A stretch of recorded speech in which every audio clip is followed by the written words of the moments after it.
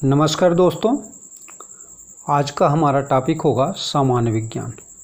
सामान्य विज्ञान यह प्रतियोगी परीक्षाओं में जो भी प्रश्न पत्र बनाए जाते हैं उनका एक महत्वपूर्ण खंड होता है। प्रायः सभी प्रतियोगी परीक्षाओं में 10 से 15 क्वेश्चन और कभी कभी तो 20 क्वेश्चन तक सामान्य विज्ञान के प्रश्नों का अंश होता है। तो आइए इस कड़ी में हम समझते हैं और सामान्य विज्ञान की प्रकृति को समझते हुए अपनी तैयारी को एक मूर्त रूप प्रदान करने का प्रयास करते हैं। तो आइए दोस्तों आगे चलें और हम समझें।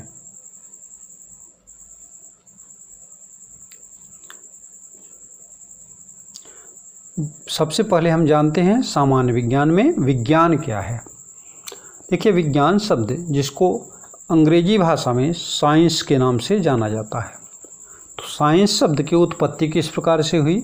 साइंस शब्द की उत्पत्ति लैटिन भाषा के शब्द सिंटिया से साइंस शब्द की उत्पत्ति हुई और साइंस का जो हिंदी रूपांतरण है या हिंदी अनुवाद है उसे हम विज्ञान के नाम से जानते हैं। अब आगे समझते हैं कि विज्ञान का अर्थ क्या है। देखिए, विज्ञान का अर्थ है ज्ञान या जानना। विज्ञान का अर्थ है ज्ञान या जानना। तो क्या जानना है कि भौतिक जगत में यानी कि इस संसार में जो कुछ भी घटित हो रहा है उसका क्रमबद्ध एवं व्यवस्थित ज्ञान, क्रमबद्ध रूप से और व्यवस्थित ढंग से उसका ज्ञान अर्जित करना ही विज्ञान है। ठीक है। तो विज्ञान क्या है? विज्ञान का अर्थ है ज्ञान या जानना। और क्या जानना कि भौतिक जगत में जो कुछ भी घटित हो रहा है उसको जब हम क्रमबद्ध एवं व्यवस्थित ढंग से उसको जानने का प्रयास करते हैं तो हम कह सकते हैं कि भौतिक जगत में घटित हो रही घटनाओं को क्रमबद्ध एवं व्यवस्थित ढंग से जानने का जो प्रयास है वही विज्ञान है। अब और आगे बढ़ते हैं तो हम देखें तो विज्ञान की शाखाएं, अब हम विज्ञान की शाखाओं को पढ़ेंगे। तो विज्ञान की दो मुख्य शाखाएं हैं। पहला है प्राकृतिक विज्ञान और दूसरा है भौतिकी विज्ञान।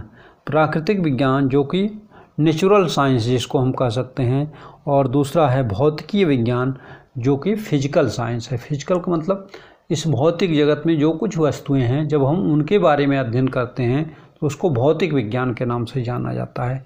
और प्राकृतिक विज्ञान में प्रकृति प्रदत्त वस्तुओं को हम समझते हैं और उनके बारे में जानकारी प्राप्त करते हैं। अब देखें तो प्राकृतिक विज्ञान जो है इसके भी दो मुख्य भाग हैं। कितने मुख्य भाग हैं? दो मुख्य भाग। ठीक है। कौन कौन? पहला है जंतु विज्ञान या जूलॉजी और दूसरा है वनस्पति विज्ञान या बॉटनी। दूसरा वनस्पति विज्ञान या बॉटनी है। तो जंतु विज्ञान में हम जंतुओं के बारे में अध्ययन करते हैं और वनस्पति विज्ञान में प्रकृति के द्वारा जो भी वनस्पतियां, पेड़ पौधे हमें प्रदत्त हैं हम उनके बारे में जानकारी प्राप्त करते हैं। तो आज हमारा जो अध्ययन का विषय है या अध्ययन का जो हमारा टॉपिक है वो भौतिक विज्ञान से संबंधित है। तो हम पहले भौतिकी विज्ञान के बारे में ही अध्ययन करना जारी रखेंगे। आइए और आगे देखते हैं।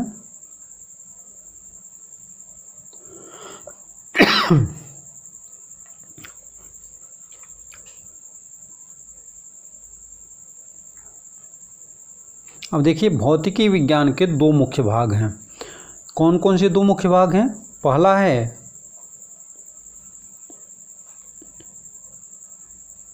पहला भौतिक विज्ञान जिसको कि हम फिजिक्स के नाम से जानते हैं और दूसरा रसायन विज्ञान जिसको कि हम केमिस्ट्री के नाम से जानते हैं। तो अब हम देखें कि हम फिजिक्स में और केमिस्ट्री में क्या अध्ययन करते हैं। तो भौतिक विज्ञान क्या है? भौतिक विज्ञान द्रव्य, ऊर्जा एवं उनकी परस्पर क्रियाओं का अध्ययन। भौतिक विज्ञान क्या है? द्रव्य यानी जो भी पदार्थ, हमारे आसपास जो भी चीज़ें हम देख रहे हैं ये सारी चीज़ें पदार्थ हैं। ठीक है। तो पदार्थ और उसमें जो ऊर्जा निहित है उनकी परस्पर क्रियाओं का जब हम अध्ययन करते हैं तो हम इसका अध्ययन किस विज्ञान की किस शाखा के अंतर्गत करते हैं? तो इसका अध्ययन हम विज्ञान की भौतिक विज्ञान की शाखा यानी फिजिक्स के अंतर्गत हम इसका अध्ययन करते हैं। ठीक है, देखिए अध्ययन की सुविधा की दृष्टि से भौतिकी को यानी भौतिक विज्ञान को 8 भागों में बांटा गया है। कितने भागों में बांटा गया है? 8 भागों में। ये कौन कौन से मुख्य भाग हैं? आइए हम इनको देख लेते हैं। पहला है यांत्रिकी या जिसको कि मैकेनिक्स के नाम से जाना जाता है। दूसरा है साउंड या ध्वनि। तीसरा ऊष्मा या हीट। चौथा प्रकाश या लाइट। पांचवा विद्युत या इलेक्ट्रिसिटी। और छठवां है चुंबकत्व या मैग्नेटिज्म। और सातवां आधुनिक एवं परमाणु भौतिकी। आधुनिक एवं परमाणु भौतिकी मॉडर्न एंड एटॉमिक फिजिक्स। और 8वां है इलेक्ट्रॉनिकी या इलेक्ट्रॉनिक्स। तो इस तरह से भौतिक विज्ञान को 8 भागों में बांट करके हम भौतिक विज्ञान का अध्ययन करते हैं। अब हम जो भौतिक विज्ञान का पहला मुख्य भाग है यांत्रिकी, उसके बारे में अध्ययन करेंगे। ठीक है, तो आइए चलते हैं यांत्रिकी को देखते हैं। यांत्रिकी में सबसे पहले आता है कि मापन। मापन क्या है? मापन जिसको कि अंग्रेजी में मेजरमेंट के नाम से जाना जाता है। ठीक है, तो मापन को समझते हैं। मापन या मेजरमेंट किसी दी हुई राशि, राशि क्या है? जो भी कुछ मात्रा जिससे हम वस्तुओं की संख्या का गणना कर सकते हैं, को किसी दी हुई राशि को उसके मात्रक से तुलना करने की प्रक्रिया को या क्रिया को मापन कहते हैं। तो what is measurement? The measurement is to compare the quantity of the material with its units. तो किसी राशि को उसके मात्रक से तुलना करने की क्रिया को मापन कहते हैं। अगला, अब देखें हम राशि। राशि क्या है? या क्वांटिटी। अभी एक शब्द आया था मापन में कि राशि। तो राशि या क्वांटिटी जिस संख्या के जिसे संख्या के रूप में प्रकट किया जा सके उसे राशि कहते हैं। तो राशि क्या है? कि यह मात्रा को बताती है कि कोई वस्तु कितनी है, कितनी संख्या में है। ठीक है, कितने मात्रा में है। जैसे देखिए आयु, तो आयु किसी की हम आयु बताएंगे तो 10 वर्ष, 20 वर्ष, 50 वर्ष, 100 वर्ष। किसी वस्तु का भार कितने किलोग्राम है, किसी वस्तु की लंबाई, मेज की लंबाई कितनी है, कमरे की लंबाई, चौड़ाई, ऊंचाई कितनी है, जनसंख्या आदि। तो इन सब चीज़ों को जब हम राशि के रूप में प्रकट करते हैं, ठीक है, या संख्या के रूप में प्रकट करते हैं, तो संख्या के रूप में प्रकट करने की उस क्रिया को हम राशि कहते हैं। अब और आगे बढ़ें तो राशियाँ, भौतिक राशियाँ। भौतिक राशियाँ यानी कि जीव जगत में, इस चराचर जगत में जो चीज़ें मौजूद हैं और जो हमारी आँखों से विजिबल हैं, जिनको हम देख रहे हैं, वे भौतिक राशियाँ हैं। तो भौतिक राशियों को देखिए, समझते हैं।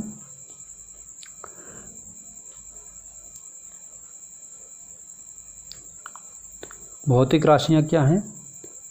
भौतिकी के नियमों को, भौतिकी के नियमों को जिन राशियों के पदों में व्यक्त किया जाता है उन्हें भौतिक राशियाँ कहते हैं। ठीक है, जैसे वस्तु का द्रव्यमान, बल, चाल,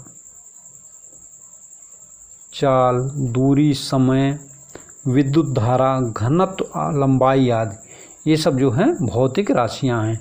भौतिक राशियों को आगे फिर 2 भागों में बांटा जा सकता है या 2 प्रकार से इनको बांटा जा सकता है। कौन कौन सी?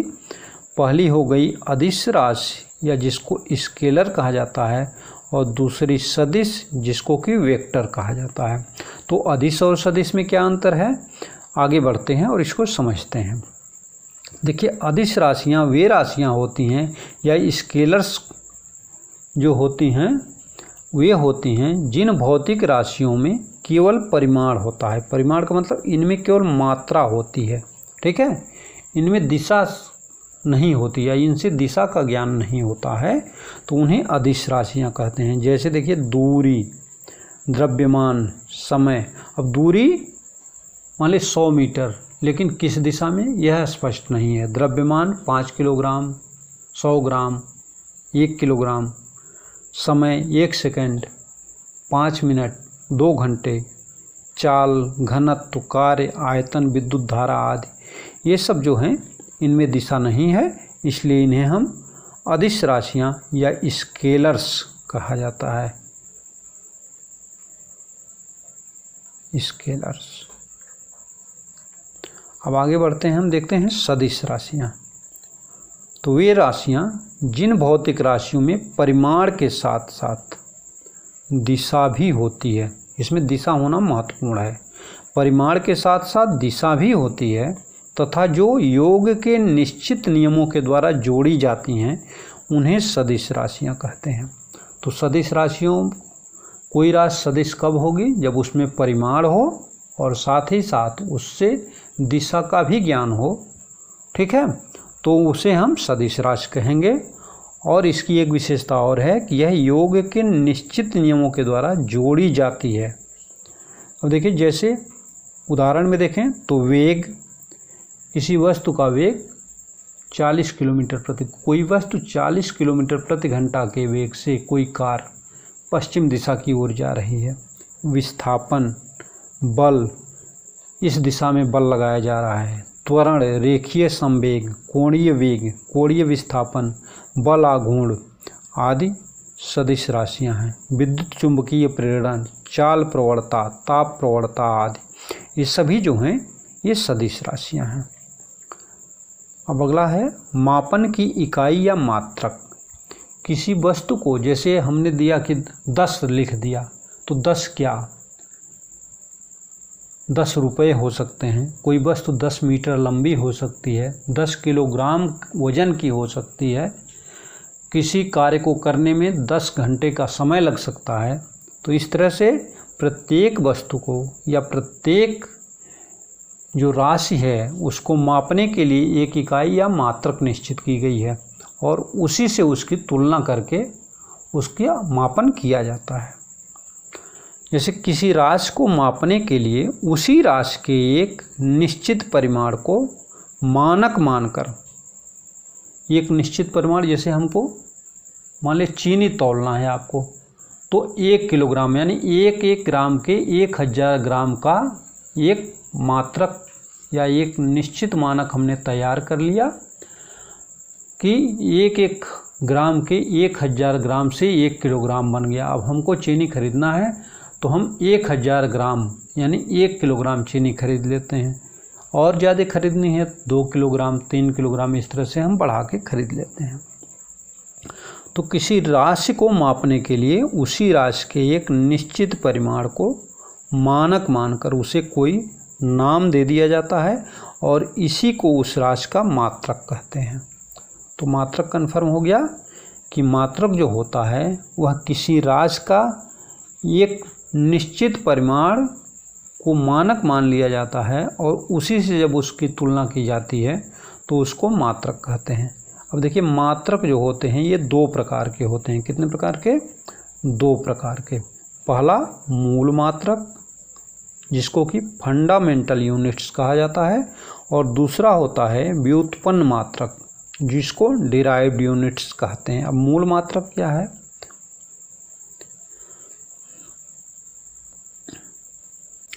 देखिए, मूल मात्रक जो होते हैं ये मात्रक स्वतंत्र रूप से प्रयोग किए जाते हैं, ठीक है, इसीलिए इनको मूल मात्रक कहते हैं। यानी इन मात्रकों को प्रयोग करने के लिए या इनका उपयोग करने के लिए किसी अन्य मात्रक की सहारा नहीं लेनी पड़ती है, ठीक है, इसलिए इनको मूल मात्रक या फंडामेंटल यूनिट्स कहा जाता है। जैसे देखिए, लंबाई का मूल मात्रक है मीटर, समय का मूल मात्रक सेकेंड, द्रव्यमान का मूल मात्रक किलोग्राम, ठीक है, ये मूल मात्रक हैं। अब अगला हम पढ़ेंगे व्युत्पन्न मात्रक या डेराइव्ड यूनिट्स। व्युत्पन्न मात्रक या डेराइव्ड यूनिट्स। तो व्युत्पन्न मात्रक या डेराइव्ड यूनिट्स क्या हैं? वे मात्रक जो स्वतंत्र रूप में नहीं होते हैं, यानी कि जिन मात्रकों को मूल मात्रकों की सहायता से व्यक्त किया जाता है उन्हें व्युत्पन्न मात्रक कहते हैं। अब देखें, जैसे कि बल का मात्रक न्यूटन है, ठीक है, बल का मात्रक न्यूटन, दाब का मात्रक पास्कल, कार्य का मात्रक जूल, विभव का मात्रक वोल्ट, विद्युत धारा का मात्रक एम्पियर। इस तरह से हमने देखा कि हमने आज मापन समझा, राशियों को समझा, अदिश और सदिश राशियों को समझा, मूल मात्रक और व्युत्पन्न मात्रक को समझा, साथ ही साथ प्राकृतिक विज्ञान क्या है, भौतिकी विज्ञान क्या है, प्राकृतिक विज्ञान के कौन कौन से भाग हैं, भौतिकी विज्ञान के कौन कौन से भाग हैं, और भौतिक विज्ञान को अध्ययन की सुविधा के दृष्टि से कितने भागों में बांटा गया है, हमने आज इसको समझा। तो हमें आशा ही नहीं, पूर्ण विश्वास है कि आपको उपलब्ध कराई जा रही ये सामग्री अवश्य ही पसंद आई होगी। यदि आपको पसंद आती है तो चैनल को लाइक करें, शेयर करें तथा सब्सक्राइब करना तो बिल्कुल ही ना भूलें, और साथ ही साथ बेल आइकन दबा लें, जिससे कि अगले वीडियो का नोटिफिकेशन सबसे पहले आप तक पहुंच जाए। धन्यवाद।